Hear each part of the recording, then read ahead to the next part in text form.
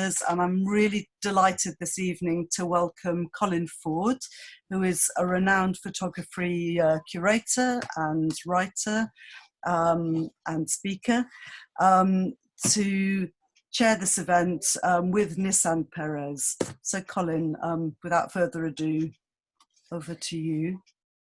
And Thank you. I will also disappear. Oh, that's interesting. So you disappear, just like that. Well, Dr. Nissan Perez was for 36 years senior curator in Israel Museum's Department of Photography, which he actually conceived and founded. The fact is that I feel a bit out of my depth and interest.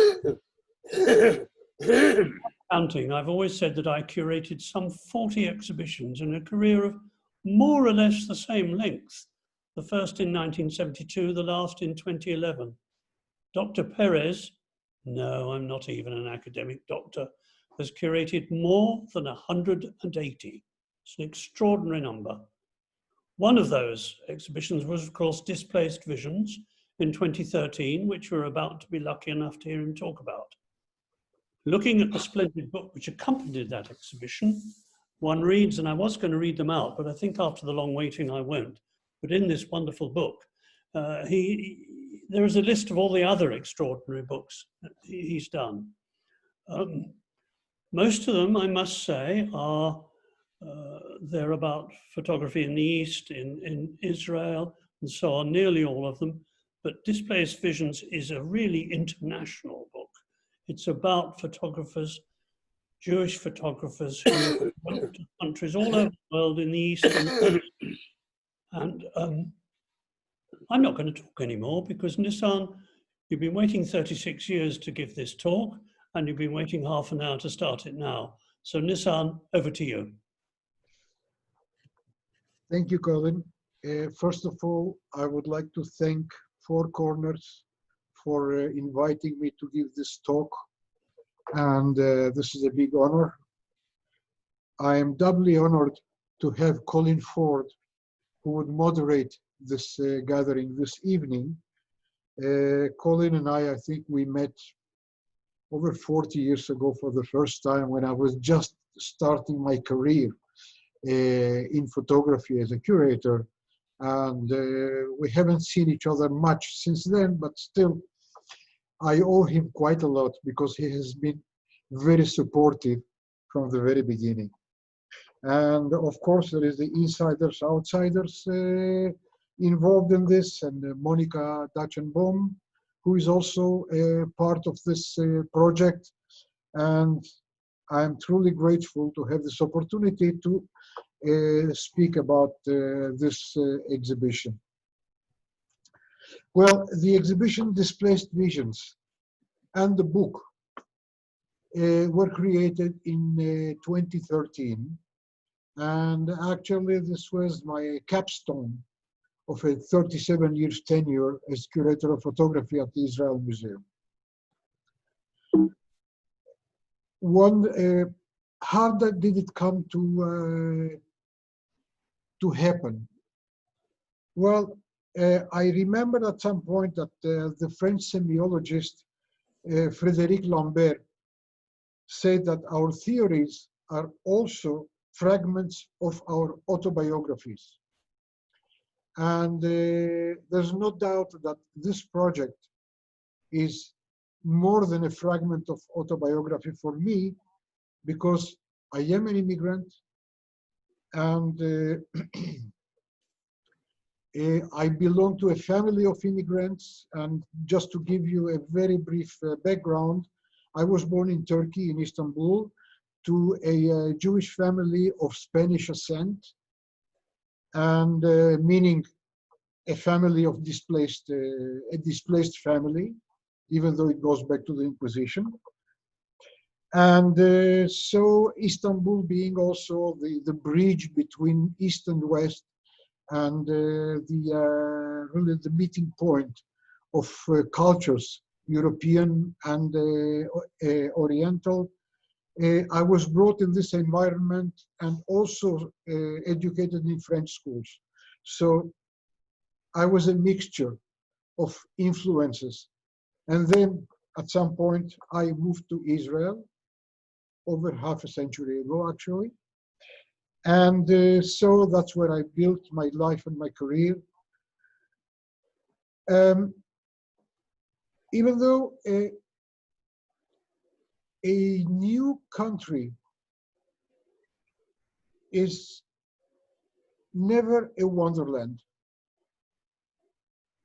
And actually, if I can quote Alice, looking into a new country and living there, we can all say that it's curiouser and curiouser.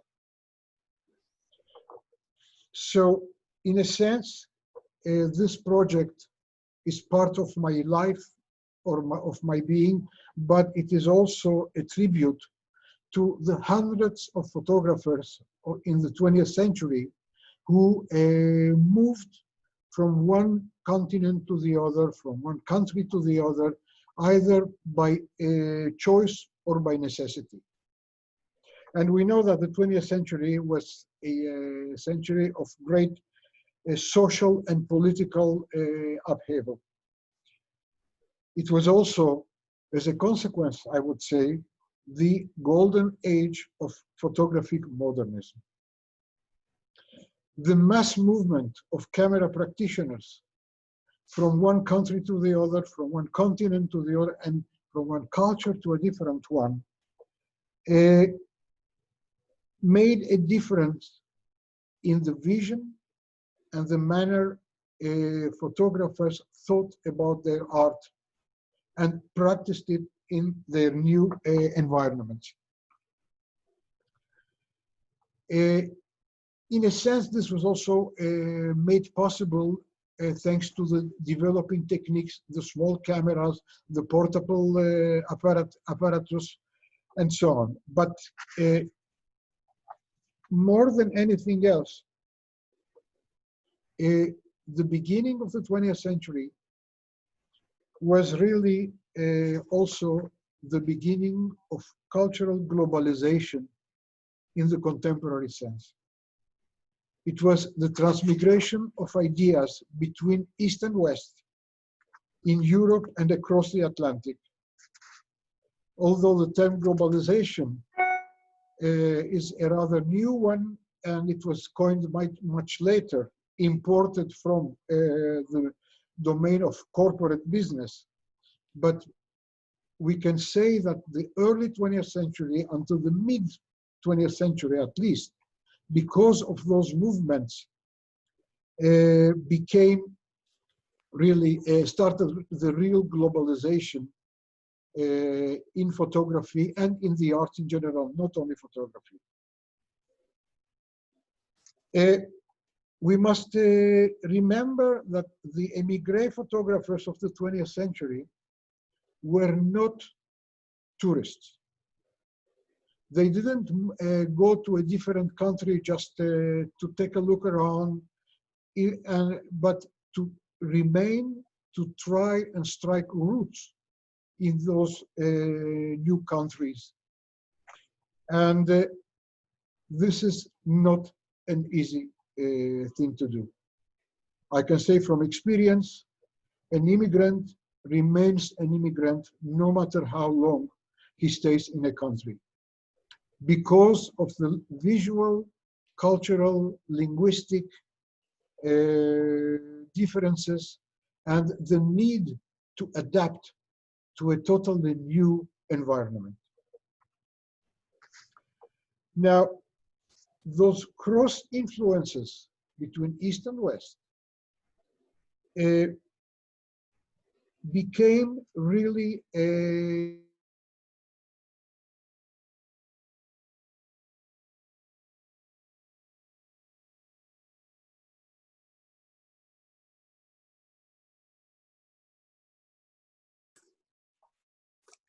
Nissan, you appear to be muted. That's fine. Okay. Okay. Now, can everybody hear me? Yes, and I've unmuted myself too. Okay. Now, I would like to share my screen now with you. so that we can look at some visuals.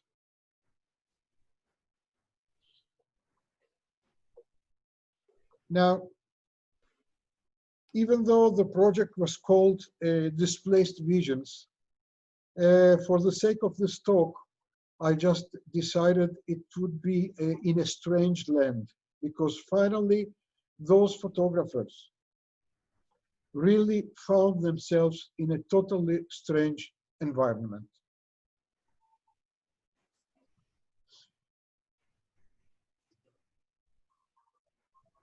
Now, this is the book that Colin showed before, and it was published in England, in London by Land Humphreys, in conjunction with the exhibition.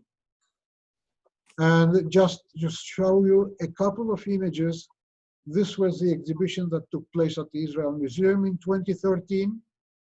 And it was actually, I installed this exhibition, but I never took it down. Somebody else had to do that because I had to retire after opening it.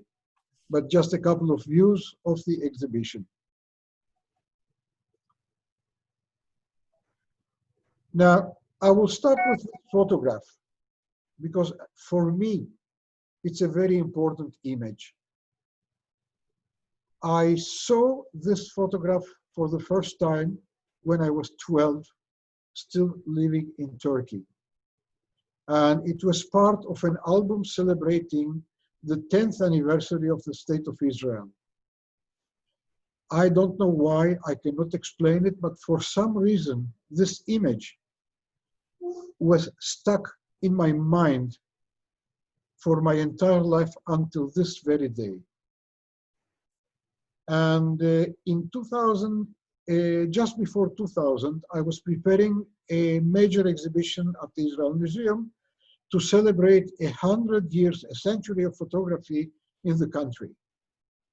And looking at archives, and also through some collections we were gifted, I found this image, which I saw in an album. And finally it was there, and for me it was really going full circle to my first photographic experience, I would say. Now, Israel is a country of immigrants and immigration. When I was looking at archives and the collections of the museum toward this exhibition, I realized that most of the early photographers were immigrants, most of them coming from Central and Eastern Europe. And it was intriguing to see the way they they perceived Palestine at the time. Now, I started also with this photograph. Of course, we all know it, the Steerage by Stiglitz, 1907. Even though Stiglitz was not a real immigrant because he was born in America, in the United States, but he was born into a family of Jewish immigrants for Germany. At a very young age, he was taken to Germany to study there, and then he kept going back and forth, either alone or with his family, to Europe. And so he is what we can consider as second generation immigrants. And I will touch on this topic later, but as we can see, those are early photographs from 1940s and 50s, from Palestine, even before the State of Israel, and they are all about immigrants and immigration. So visually, they do really, to some extent, also relate to the photograph taken by Stiglitz. Those are some of them, historically, at least in the country here, are very moving images. Jack Rosner, for instance, was one of the German photographers who studied at some point with Stiglitz.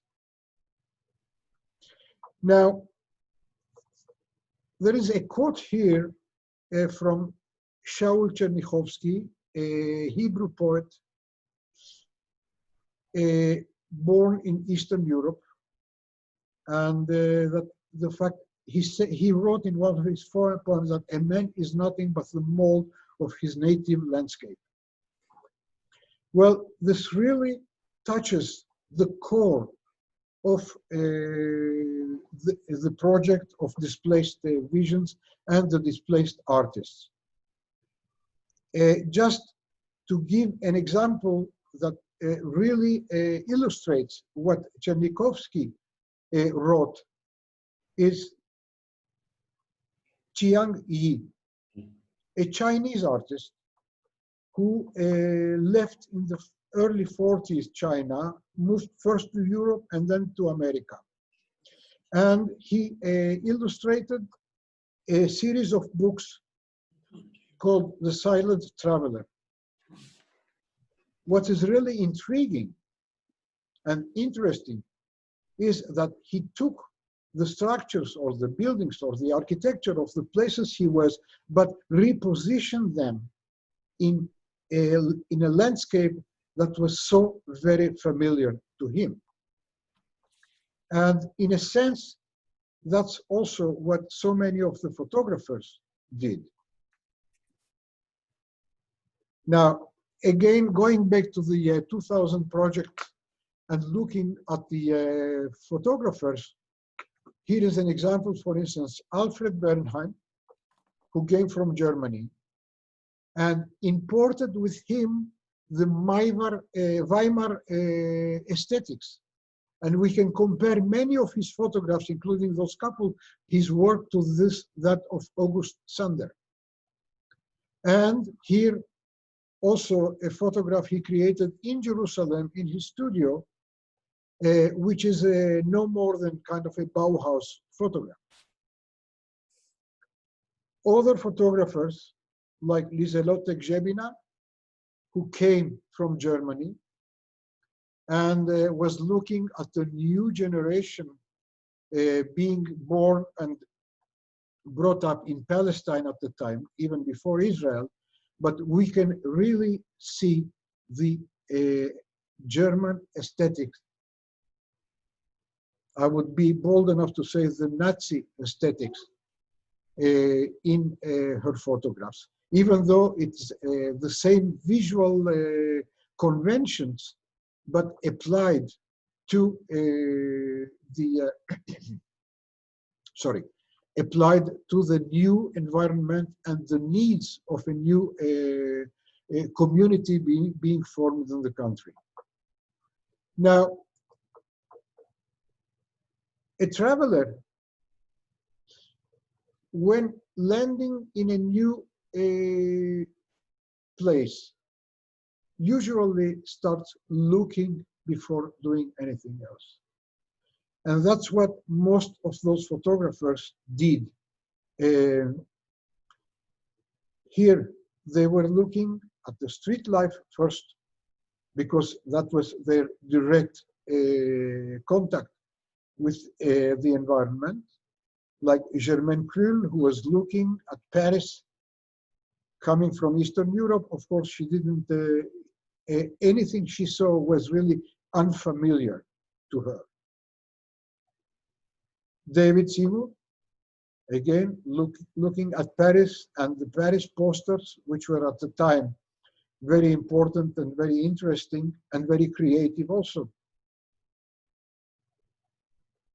Dorothy Bone, and I was lucky enough to have, here I have to have, open a parenthesis.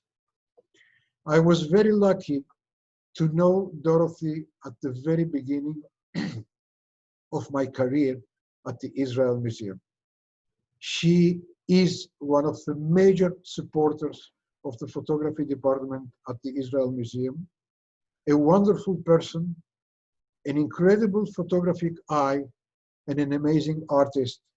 And I owe her a lot in the way my career evolved. So this is really a brief thank you, Dorothy. So clearly looking at people, looking at things, it's kind of a double take on the visuals. Brassai looking at Paris when he arrived. The booksellers along the Seine, something which is so typically local. Ilse Bing, the Eiffel Tower, and the Eiffel Tower also was one of the topics that was photographed over and over again by the newcomers. And let's not forget that, especially between the two wars, Paris was really the international center of the arts, where everybody was flocking in from all over the world. And then the interactions and inter-influences between the artists really made Paris what it was, but also made modernist art what it is today.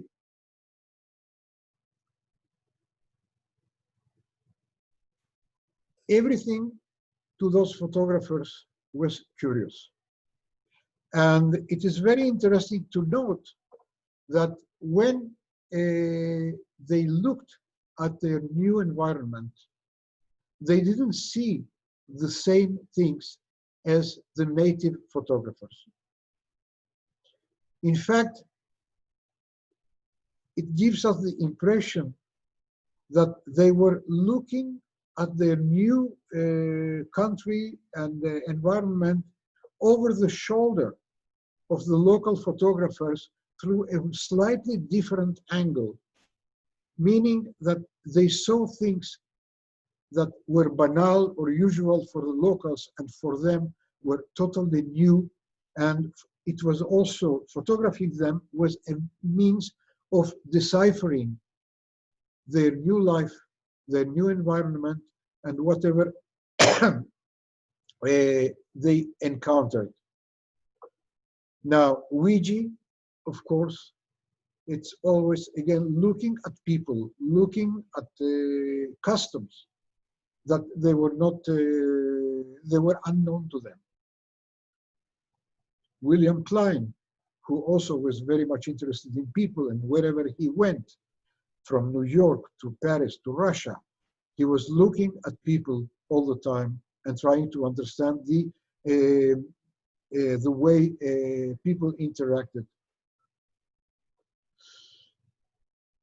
Ben Shahn in America, Brassai in Paris again, Fred Stein in Paris. Now, it is interesting, I will go back to those photographs. Many of those photographers, wherever they were, they felt much closer to the borderline communities of the city or the country they were living in, because they were also borderline people, at least at the very beginning of their careers and their lives there. So we can even say that they were identifying with those people. I mean, if we just think, for instance, those immigrants who left Europe, especially in the early 30s, because of the situation in Europe, and moved to America, those who came to New York, they were living in the Lower East Side, which was really the most poor neighborhood. And those were the people they were interacting with.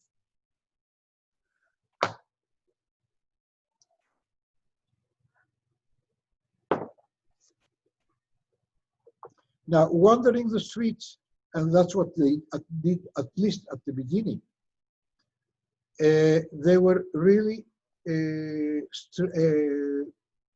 amazed by the oddities or the strange customs that they were not accustomed to see. Dora Maar, for instance, with this chef, or what, supposed chef advertising cheap meals. Brassai being taken by the shop window of a shoemaker, or again Brassai by an odd sign in one of the Paris streets. The police station is at the first floor. Kertész, looking also at his environment. The one on the left is from New York. The one on the right is from Paris. Ilse Bing. Germaine Krull, who also documented Paris in depth, and especially was taken by the night vision of the city. Berenice Abbott. We know that she was also deeply influenced by Eugène Atget while she was working with Man Ray in Paris. Another displaced person by choice, not by necessity. And this is one of the photographs by Man Ray, and it's interesting to see what he wrote about Paris, that the city fascinated me, even the most sordid quarters seemed picturesque. And I found this image very symbolic, that this person here, being really isolated, so small against the huge cathedral and the big buildings, which hint maybe to the loneliness of the immigrant in his new home. Now, one of the trends that was very interesting among those early photographers, and again, because it was made possible by the miniature cameras, was the view from above.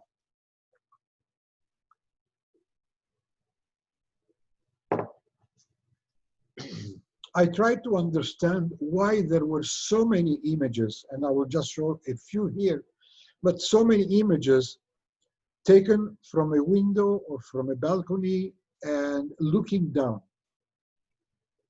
Well, today, we as tourists, if we go to a new city we have never seen before, and we go to our hotel room, the first thing we do is go to the window and look out, trying to understand it, to locate ourselves in the new environment. And that's probably, I say probably, that's what those photographers did, and might explain the wealth of such images. So Ellen Auerbach, Tim Guidal, Ilse Bing again. So the view from above afforded them a much wider vision of the place they were staying in. Another interesting, I would say, vision was the photographs of people walking, but totally anonymous. Lisette Model or Sasha and Camille Stone, and there are, again, also many, many, many such photographs. And I believe that they are the result of their also feeling totally anonymous in their new environment. They were not part of the society. So I believe that those photographs kind of expressed their feelings about the new place. Now, I would like to look with you at some, I would say, case studies to look at the work of some photographers.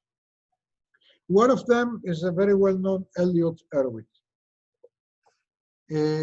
Born in Europe, he arrived as a teenager to America, And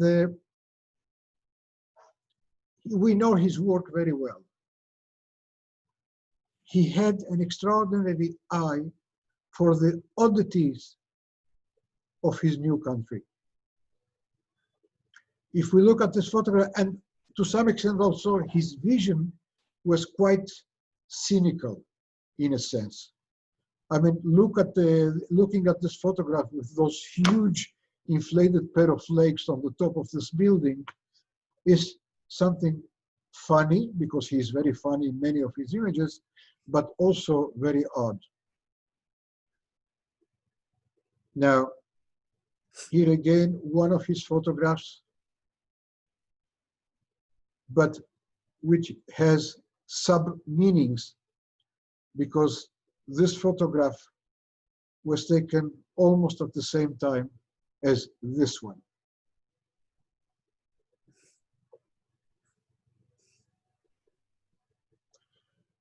Robert Frank, again, arrived at a young age, and his, I would say, harsh vision of America has become really one of the main issues in 20th century photography. He has influenced many generations of photographers, and the mirror he held to the American society was not a very nice one. And we know that his photographs were not published in America until much later. His first book was published in Paris, and then only 10 years later, The Americans was published in the United States, because his perception of America was a very difficult one. So some of the images which has to do with the American culture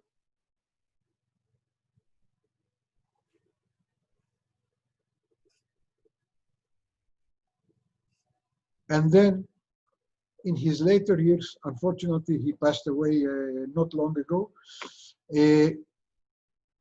He made this photograph, which is actually a collage.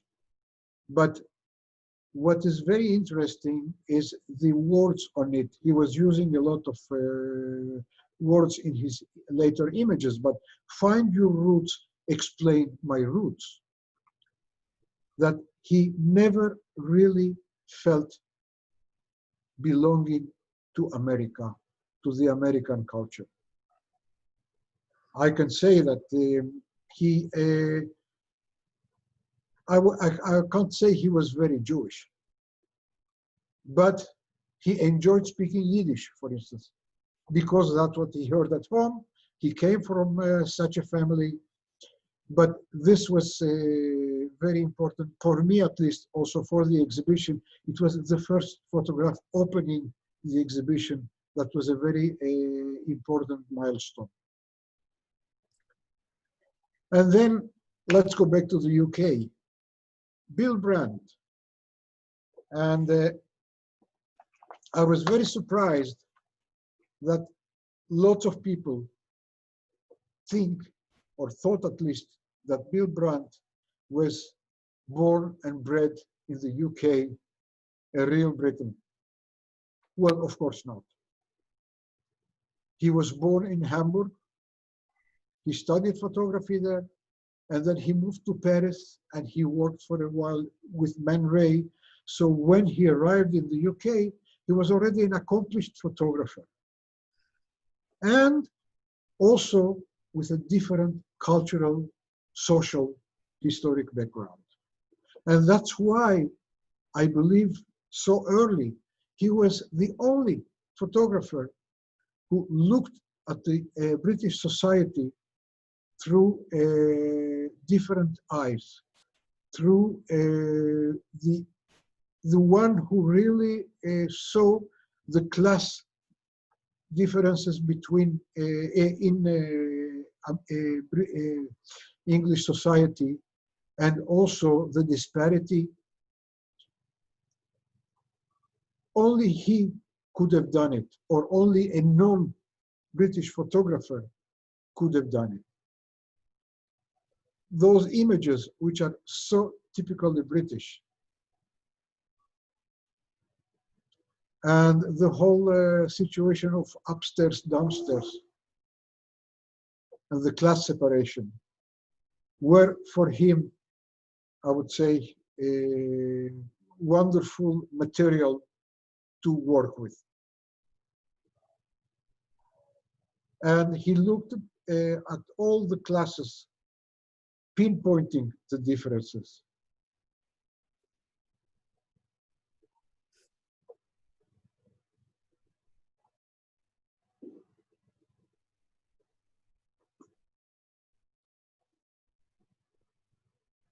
And I guess this couple of images says all.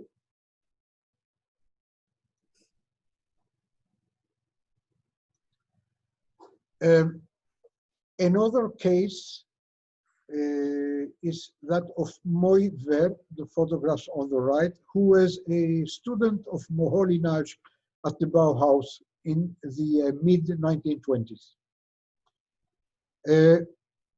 Moy Ver was born in Lithuania and at some studied art and painting, and then he heard that there was a new avant-garde art school in Germany.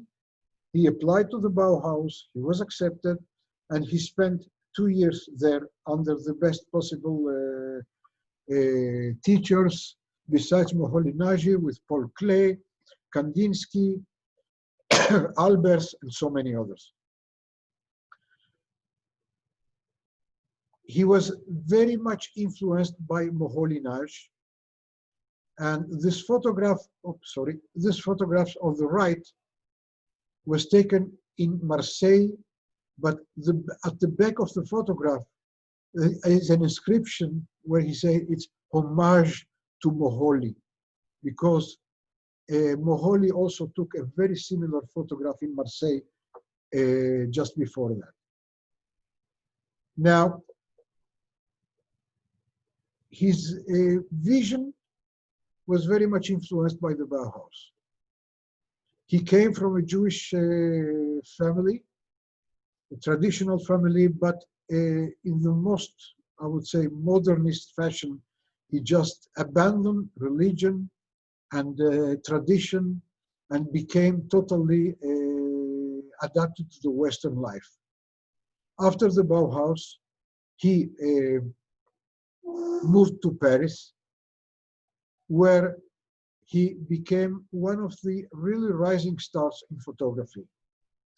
In 1930, he published the book Paris with photo montages and collages and composite images, which were very much in the spirit of the time. Those are, again, some of the samples of the work he did at the time. And by 1934, he totally disappeared.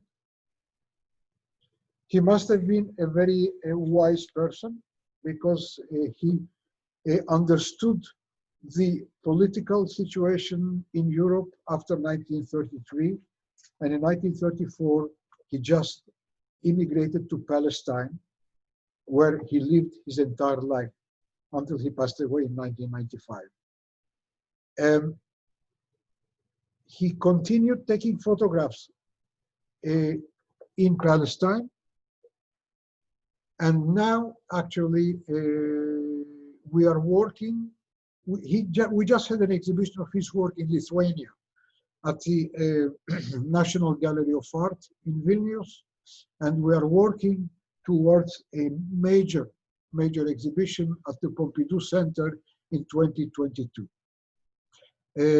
I have been honored to be the director of the archive. The family entrusted me with this mission, and we are trying to bring him back to to the photography and the art scene because it has been forgotten for so many years. Now, many photographers, how am I doing with time? Oh my. Well, I will be very brief. Many photographers also kind of started using photo collage and photo montage and surrealistic photography like Herbert Bayer. This image, which is called The City, is also very symptomatic of the way the loneliness of an immigrant in a new city. Frederick Sommer, also a surrealist. Surrealism were for them maybe also a way to escape their condition of being other, being different. Raoul Ubach, another major surrealist. Salvador Dali, who created this image with Horst P. Horst.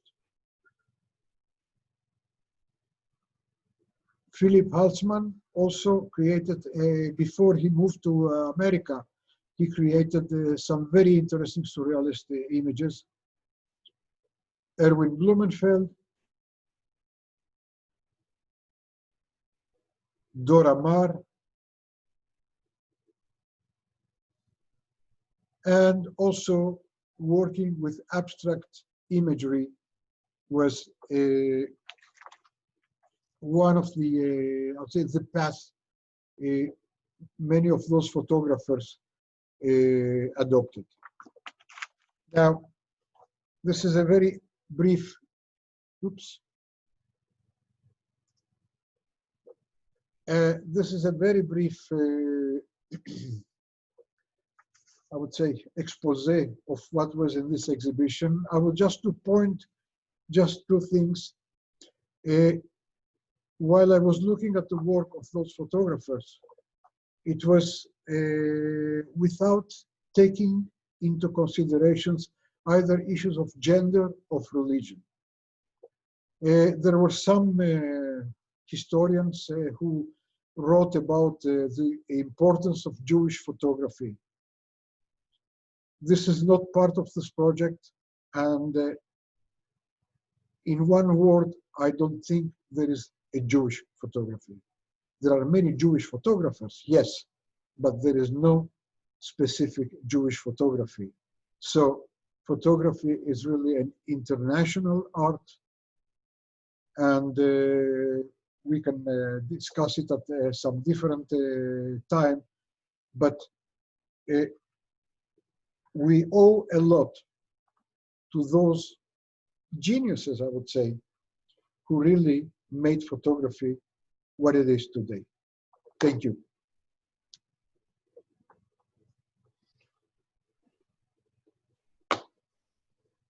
Sorry, I've just put myself back on. Thank you. That was fascinating. What a lot of extraordinary images. Leads to quite a lot of questions, though, and I suppose the biggest one, Nissan, for me, is why? Why were so many of the immigrant photographers Jewish? Was it just because of Nazism that the majority of them were European emigres, were Jewish? After all, traditionally, Jews, and I think not just Orthodox Jews, were forbidden from making images. That was the second commandment. Why on earth were so many photographers Jewish? Well, I was. It's not only photographers, many artists also. Yes, that's fair. Some photographers can be artists, you know? Well, artists, I mean non-photographers, painters, sculptors, and so on. Well, that's an very interesting issue. Because of the second commandment, Jews never really created any visuals. The Jewish religion visually is a very poor religion. We had at least no visual background. It's not like in Catholicism that visuals are really everything. Mm-hmm. So it only during the 19th century, more or less, that after the beginning of the emancipation movement among the Jews, mostly in Europe and also in America, that people started breaking away slowly from religion. And the moment they were not concerned with religious taboos, they were free to study and also to create. And so at the beginning of the 20th century, there was kind of an explosion of Jewish artists in general. I mean, my all-time joke is that when we look at a photography book of 20th century photography, the index looks like the phone book of Brooklyn. And many of those photographers also changed their names. Maybe to some extent not to be identified as Jews. But this really doesn't matter. What is important is the work they created and the influence they left behind. It just, yes, you talked about them changing their names, and you talked about Bill Brandt, and the British always thinking that he's British, whereas of course he wasn't born in Germany, and his name wasn't Bill at all. It was Hermann Wilhelm, I think, wasn't it? Exactly. And of course, there are many. I did this exhibition, as you can see from the poster up there, of Hungarian photographers, century of photography. And I mean, the 5 main names on there, Brassoi, Kappa, Kertész, Moholy Nagy, Munkachi, every one of them changed their names. I think really to disguise in the outside world that they were Jewish. Isn't that true? I don't know if it was to disguise. There was maybe. I have really, well, you know, for instance, I've met most of them. I'm old enough to have met most of them. Mm-hmm. So Brassai admitted he was half Jewish. Kertész admitted he was of Jewish ascent. But this doesn't make them Jews in their way of thinking or in their creation. So that's why this is one of the aspects I really totally disregarded while working on this project. But it was one of the things I had to comment on in my exhibition of Hungarian and the book is that Robert Capa said, it's not enough to have talent. You also have to be Hungarian. And from the point of view of this lecture, didn't Gary Winogrand say, oh, well, photographer, it is first of all necessary to be Jewish. Yes, that was... One of the things I learned, and I won't go on about the Hungarian thing, except because it's the area of what you were talking about that I know the most about. And of course, there are several pages in your book that are about Hungarian photographers.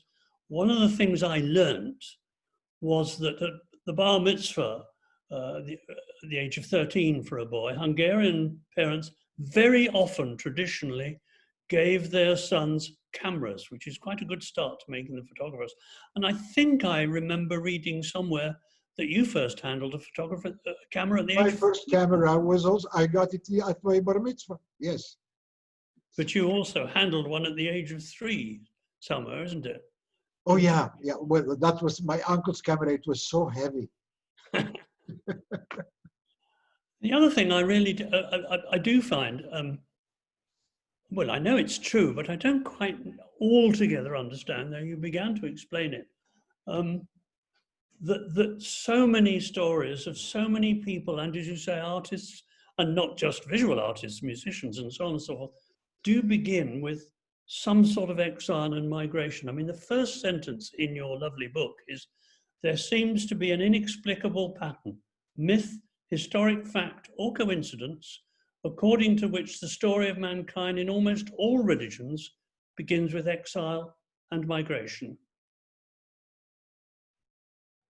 That's still what you think drives the photography, and the photography you're particularly fascinated by? Well, it is true, actually. You know, exile and migration is part of almost all religions, I guess. So it's, I don't know, maybe it's something intrinsic in humanity. I couldn't find really an explanation to that. I'm still, well, this is a topic I'm still researching. I mean, it never ends. Research. It is fascinating, isn't it? And it's also fascinating, and I suppose one of the reasons that, although I mentioned music and writing and so on, the fact is that so often these émigré artists are visual artists, whether it's photography or painting or sculpture or whatever, is that, well, I think it's John Berger who said, seeing becomes before words. Robert Kaplan, Exactly. why did I become a photographic journalist? Because I couldn't speak the language. And you and I know, because, for instance, we knew Kertész quite well, Yep. that after all those years of living in America, he could not get through a sentence without French or Hungarian creeping into English somewhere. And I suppose that it is just easier to say things and to express things and to hope to be understood visually rather than in words. Yep. Well, I can add to that a little anecdote about the early photographers in Palestine, even before the State of Israel. Many of them were from Central Europe and especially from Germany. Of course. And they arrived in the early 30s, just before the Nazi Party, or around the time when Nazi Party got to power. And it was very interesting that they never really adapted to Palestine or to Israel later on. Most of them never even spoke Hebrew. And they kind of were of a clan in themselves. It is interesting that they, even though they were very organized, Germans or not, so they had the first photography association in the Near East. And they would meet weekly in one of the cafes in Tel Aviv and discuss common issues and have the discussions typewritten into their protocols in German, which they still exist in the archives, but they never adapted. So their vision of the country was a totally different one as the ones I showed before. But as I said, when you are an immigrant, this is a condition that never fades away.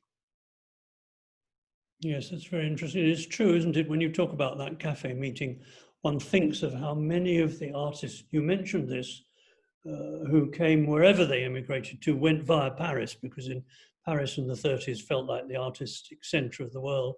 And they all sat at the Café du Dôme every evening and swapped stories and so on. Now, I do not want to dominate the questions. I hope some of the 68 people who are still watching will have questions for you. But I've got one comment to read you here that is from Jonathan Sierra, who says, Jewish culture and religion is definitively detached from images. However, it's very connected, extremely connected. It's a sense of time, perpetuation of the moment, and reliving new moments and history. Maybe that is the connection with photography. Well, I will answer Jonathan privately. He is one of my former students. Aha, that's a question, obviously. He's getting back to me now. All right, and I've been asked to remind you that if you want to ask questions, and we very much want you to ask questions, you can switch on your video and unmute yourself, and then you'll be on the screen. And I'm looking, chat is the place where I expect to see some questions. Let's have a look. Oh no, it's saying exactly what I've just told you.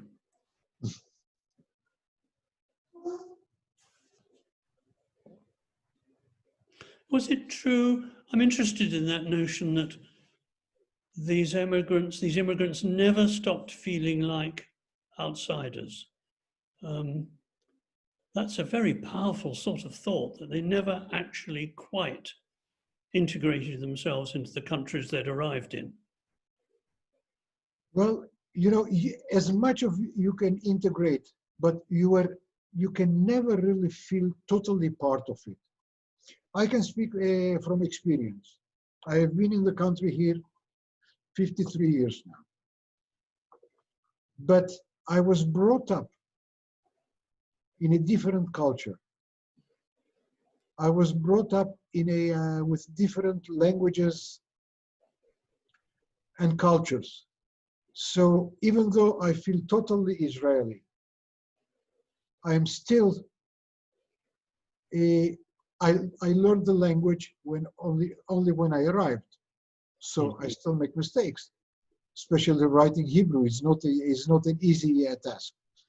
But also I look at Israeli society through slightly different angles and through a different vision. I was not brought up with the same values and the same cultural, I would say, cliches of someone who was born here and was brought up here. So there is always a slight dissonance, I would say, between a born Israeli vision and an immigrant's vision. So go on, sorry, I didn't mean to interrupt you. no, it's okay. That's about it. It's and it never fades away. I was interested too in what you said, that these immigrants never ever were tourists. Isn't it true that sometimes they started as tourists? They might then abandon that in order to settle down or whatever.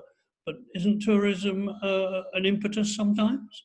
Well, tourism is a totally different condition because you know where you are going, and you know you are going there for a limited time. Mm-hmm. And you look around, you take some photographs, and you come back.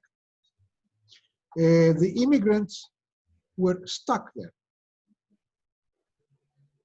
So that's really the difference between the two. They had no way out. They couldn't. Most of them couldn't go back to their countries of origin. So they had to cope with whatever was available there.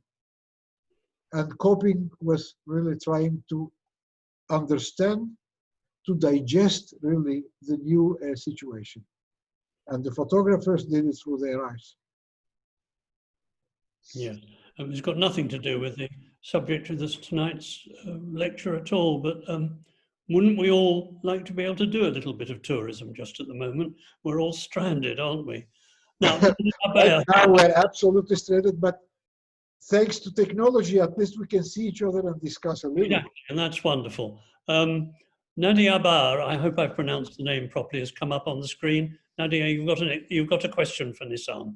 I do, thank you. I apologize if I missed this at the beginning as I had to join a little bit late, but I just wondered if you could talk a little bit about your time at the Israel Museum and building up the photography collection and the extent to which the work that you did there has influenced kind of the direction that you're taking in this project, and just kind of the general approach, the collecting approach, your role in building up that collection while you were there. Okay. Yeah. Well, I will be brief because I think we're running out of time. I don't know. How are we doing with time? It's okay. Well, I was very lucky to have been appointed as the first photography curator, not only at the Israel Museum, but in the country in general. And but at the time, it was 1976, there was no place I could really study curatorship or museum management in Israel. So luckily I was sent abroad for a 2-year study tour to Paris, studying with expert Gerard Levy. And then I came to London. That's when I met Colin for the first time. and Dorothy was really instrumental in my coming to London. And then I spent also a whole year at the George Eastman House in Rochester, New York. So when I got back to the museum, we started really working on compiling a collection and also devising a strategy how to go ahead with that. The Israel Museum is an encyclopedic museum, meaning it touches on every possible period and every possible artistic or creative domain. And so my thought was that the photography collection had to be also an encyclopedic collection, meaning it had to cover the entire field of photography from the very beginning to the contemporary, international, and of course, local Israeli photography. And that was really the way we acted. Also balancing exhibitions of Israeli and international photographers, but also trying to enrich the collection through acquisition of from every possible field and aspect of photography. In recent years, in my last 8 to 10 years, more or less at the museum, I decided that we were not going to make a difference between Israeli and international photography, because it would, until then, it meant kind of putting local photography into a ghetto, which was different from international photography. So it was either good photography or not. It didn't matter, it was Israeli or international. And so by the end of my tenure, I left a collection of 120,000 items in the collection. And my successor, who is unfortunately home now because of the museum still closed because of the virus, but will have to doing whatever he feels is right at this moment. That's about it. I've had a question from someone which is very similar to a question that often troubles me, not troubles me, but interests me. How far, the question reads, do you think that photography is a medium more open to immigrant women in a way that other art forms would have been closed to them? And it is certainly true that researching as I have 19th century photography, studio photography in Britain and early 20th century, amazing number of them are run by women. And any comments on that? I don't know why, but there has been always lots of women working in photography, and across the world, across the globe, actually. And maybe because it was a more accessible medium. I wouldn't say it was an easy medium, certainly not. But it was more accessible, and maybe regarding the situation of women until recently, at least, until recent decades, they were really not very well accepted in the male circles. So photography was kind of a way to escape this ghetto in which they were positioned, and certainly they could be also taught photography privately more easily than going to an academy to start study painting or sculpture and so on. Just a first thought. No, I think it's a very good thought, and it's obviously true. I think that a lot of professions were in those bad old days closed to women, and for some reason or other, photography was okay. They were allowed to do it. Yeah, kind of. Well, photography was not an art, and then it became a minor art. Yep. And now, today, you and I both agree it's a major art. Absolutely. and a major female art, I must say, because the number of women photographers today is astonishing. Yes. And they are fantastic. Sometimes second generation, were their parents, their fathers or mothers photographers, and do they share the same sort of outsider view as their parents did? I didn't, among all those photographers I studied, I didn't find any of them whose parents were photographers. Interesting. Yep. Now, another question that has come to me, did the exhibition include images of Palestine in the 1930s as well as of Europe? No, it was about 20th century photographers. Yeah. So Palestine is a totally different issue, and that was another exhibition and book I created, my God, too long ago, I would say. We've both been at a long time. Yeah, which is, it was called Focus East, and it was the first history book about the beginning of photography in the Near East, from 1839 till the end of the 19th century. Actually, Chris Perslow is an old friend of mine, has asked the question about, you and I talked about the fact that a lot of these photographers changed their names to disguise their Jewishness or whatever, but he said, is it also to make them feel more accepted, that they could present themselves as American or British or whatever it was? Well, it depends the kind of names they took for themselves. For instance, if we look at Man Ray, it has nothing to do with his original name. No. Emanuel Radnitsky could not be Man Ray, whatever you do. But on the other hand, I showed you some of the photographs of Moiver. His original name was Moises Borovejchik. And it was interesting that when he wanted to publish his Paris book, his friend André Malraux said, well, Moises Borovejchik doesn't sound very artistic or very contemporary. So he took the first vowels of his name, Moi and Ver, and he became Moiver. Now, was he influenced by Man Ray? Maybe. They were in Paris at the same time. I think first of all, it's a very complicated issue. Secondly, we can't assume they all have the same motives, can we? No, absolutely not. One of the questions I've been sent is from D. Evans. Almost everything that we've been looking at are images from Europe and the UK and the US. But is there a body of work of European Jewish immigrants to Palestine and Israel, which is about that country, about Palestine and Israel, which is about their experience in the country they adopted? Yes, there is a lot. There were some in the exhibition, and they were working in Palestine and then in Israel. So necessarily they were really interacting with their country, adoptive country, but they were interacting with it.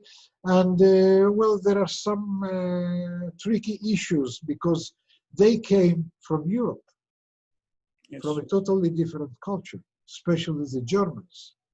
And looking at the local populations, their vision was, I would say, racist. So that's an issue.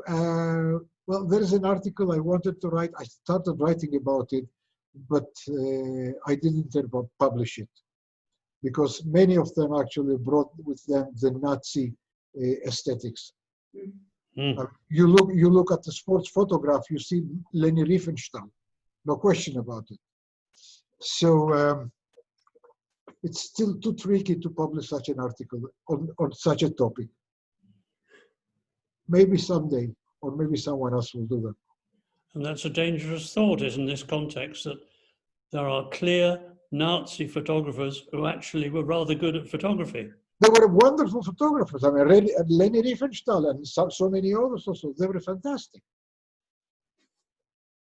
But, you know, they served the wrong regime, what can I say?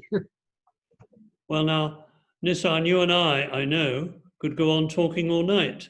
Absolutely. But I've got any more questions waiting on the screen here. So I think unless somebody wants to jump in very quickly, it's probably time for me to say thank you enormously. I thought I knew quite a lot about the subject. I've read your book twice.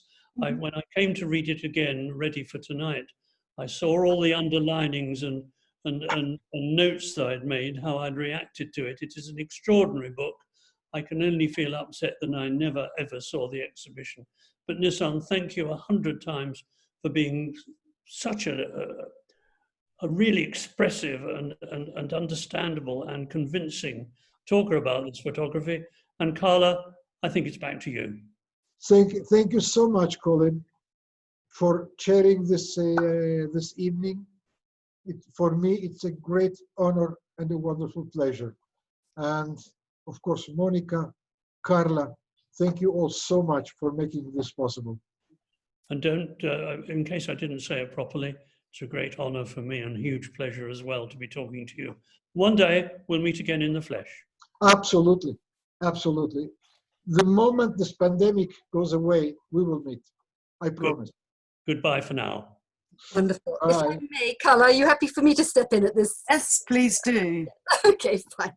Good. Well, that was truly wonderful, thought-provoking, rich terrain that you were covering, Nissan, and I thank you for your patience and tolerance of any technical hitches that held us up. And of course, I want to apologize again and very profusely to all of you who were mystified and frustrated by the initial problems. We still don't know quite what went wrong, but let me assure you, for those of you who may have missed the beginning or other people you know who might like to listen to the talk again, it has been recorded. It will be uploaded onto the Insiders Outsiders YouTube channel that you can simply find by Googling Insiders Outsiders YouTube, or equally the links will be provided on the Insiders Outsiders Festival website in the news section, which has given details of all the diverse and I think in their own different ways wonderfully interesting online events that have taken place over these past 2 weeks, of which this was in a sense the last one, certainly the last one, but the culmination.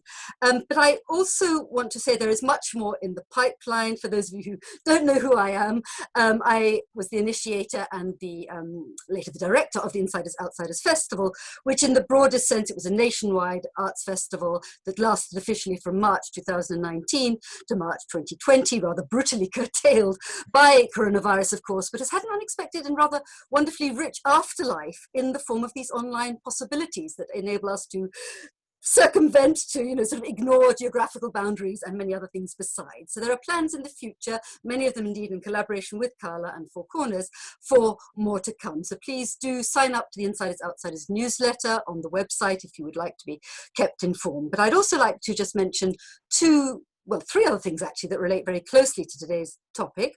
One of them that I think Carla didn't have a chance in the kind of flurry of anxiety at the beginning of the session to mention that, of course, the main reason, or one major reason for asking Nissan to talk at this point in time, is that his topic dovetails very interestingly with a much more focused approach that is the theme of the exhibition that was halted in its tracks by COVID, but is currently reopened at Four Corners Gallery in London's Bethnal Green, for those of you who are London-based or British-based. And it will continue, I've got it right, I think, is it the 3rd of October? It's That's now right, yeah. Till the 3rd. It's called Another Eye. And, well, I have to say, Nissan, you covered many things, but gender was slightly sort of sidestepped or not explored in as much depth as it might have been. But this exhibition is absolutely fascinating. It is specifically about the refugee women photographers who came to this country in the wake of the rise of Nazism in Europe. There is an online catalogue for those of you who can't actually get there. And hand in hand with that, I'd like to mention that there is going to be a serious academic symposium, but I think accessible hopefully to non-specialists as well, was going to be in, I think it was 1st of May, wasn't it, Carla, which again didn't happen, but we've decided to hold it online, digitally, yes, virtually, between the 11th and the 13th of September. So if you're interested in attending, yes, Carla's just typing in the details, please contact Four Corners, or again, actually the Insiders Outsiders website will give you further detail as the details are confirmed. And then we also have in the pipeline a talk by about Lelia Gur, who's one of the fascinating individual women represented in the Another Eye exhibition, which will take place hopefully on the 24th of September. And I dare say, Carla, a lot more to come in the future. So thank you very much, obviously, above all, Nissan and Colin, Carla, for being such a wonderful partner in all this, and to everybody for their patience, tolerance, and I hope you feel, I'm sure you do, that it was worth waiting for. Thank you very much, and good night to everybody. Thank you all. Thank you, Monica. Thank you, Nissan and Colin. That was absolutely fascinating. I could have listened to several more hours, but I suspect we probably all need to sort of relax and have a drink and so on. And thanks for our wonderful audience, who I know, you know, through the chat, there were all sorts of great comments and appreciative thank yous coming in, which I will pass on to all of you as well. So thanks very much. Okay. Good night. Thanks, everybody. Night. Good Thank night. you. Bye.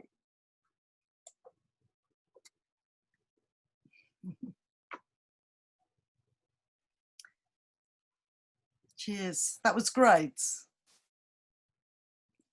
You're, Colin, you're muted again. Make it come off again. Oh, there we are. Yeah, there you are. Nissan, if I may, I wanted to just add a comment of my own. This is entirely off the record, but yeah, I was really interested in your idea of anonymity and those sort of images of, you know, fleeting glimpses of people's legs and shadows and so on. And I suppose I was interested in the idea that photography emerges at the same time that you really get a whole new culture of the city. And the city is a place that's anonymous, and you get this rise of an interest and artistic focus on, you know, the anonymity of the city, both in terms of its loneliness, but also in terms of the kind of the artistic possibilities of that. So I just wondered if the two, you know, the experience of the exile and the experience of the anonymity of the city, it goes very much together, that's all. Yes, it does. It does. Actually, there were another set of images I didn't include in this talk. But for instance, many photographers during the same period as the ones of the legs, they photographed shop windows with their own reflection on it, which is kind of transparent. And when you are in such a place, in a new environment, you are an outsider. You are transparent. You don't belong. And it is a very odd and very interesting feeling, I would say. So you don't really blend in, but they don't see you either. So this dichotomy is that's what probably also motivated those photographers to keep looking through their camera. I was the only one for them to analyze, understand, and digest whatever was going around them. They didn't have the language. It was the same for me when I moved to Israel. I didn't have the language. I could speak English and French and Spanish and whatever, but certainly not Hebrew. So, so you become, you know, you are not part of society. It takes a long time to be able to penetrate and to be integrated, at least in part of those societies. Yes. Because also many of those photographers, and especially the second generation immigrant photographers, they grew up in rather poor neighborhoods with families who didn't speak English or French or whatever. They spoke Yiddish at home, especially in the Jewish families. So, and probably there was still a yearning for them in going back to their roots. That's why Robert Frank's image is so important.